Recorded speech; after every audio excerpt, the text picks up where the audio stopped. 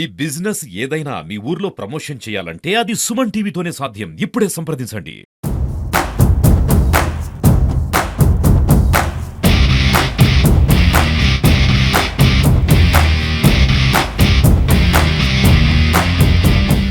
నమస్తే సుమన్ టీవీ. మనం ప్రస్తుతం పిఠాపురం నియోజకవర్గం పాడ గ్రామం దగ్గర ఉన్నాము. ఇక్కడ మీరు గమనిస్తే కొత్తపట్నం గ్రామం ఇది. సముద్రపు అంచున నివసిస్తున్నటువంటి ప్రజలు తమ జీవనాన్ని భయాందోళనతో సాగిస్తున్నారని చెప్పవచ్చు.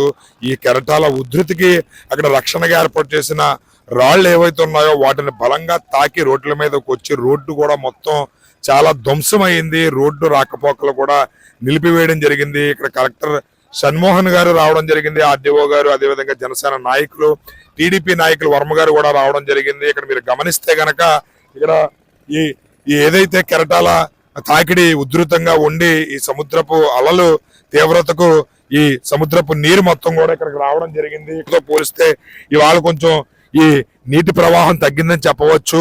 ఇక్కడ మీరు గమనిస్తే గనక ఇదంతా కూడా ఈ సముద్రపు నీటితో మునిగిపోయింది. ఇక్కడ నివాసం ఉంటున్న ప్రజలు చాలా భయాందోళనలకు గురవుతూ వాళ్ళు భయంతోనే జీవనం సాగిస్తున్నారని చెప్పవచ్చు. అదేవిధంగా మూలపేట ఇలా గ్రామాలు వెళ్ళడానికి ఇదే రహదారి బీచ్ వార్ అనేటువంటి కూడా సముద్రపు అంచున ఏర్పాటు చేసినటువంటి రహదారి వెంట ప్రయాణం సాగిస్తుంటారు. 3 రోజుల నుంచి కూడా రోడ్డు మొత్తం కూడా అస్తవ్యస్తంగా పాడవడంతో మీకు ఇక్కడ గమనించవచ్చు బ్యారికేడ్లు, అదేవిధంగా ఈ రాళ్లు కూడా ఏర్పాటు చేసి రహదారిని మూసివేయడం జరిగింది. రాకపోకలకు అంతరాయం కూడా ఏర్పడింది. ఏదేమైనప్పటికీ కూడా సముద్రపు కెరటాలు మీరు గమనిస్తే గనక ఇది మీరు చూడొచ్చు. ఇక్కడ చాలా చాలా రాకాశాలు ఎగిసి పడుతున్నాయి. ఉవ్వెత్తున ఇక్కడ కెరటాలు బలంగా తాకుతున్నాయని చెప్పొచ్చు. మీరు గమనిస్తే గనక కెరటాలు చాలా ఉధృతంగా వస్తున్నాయి, ఉవ్వెత్తున ఎగిసి పడుతున్నాయి.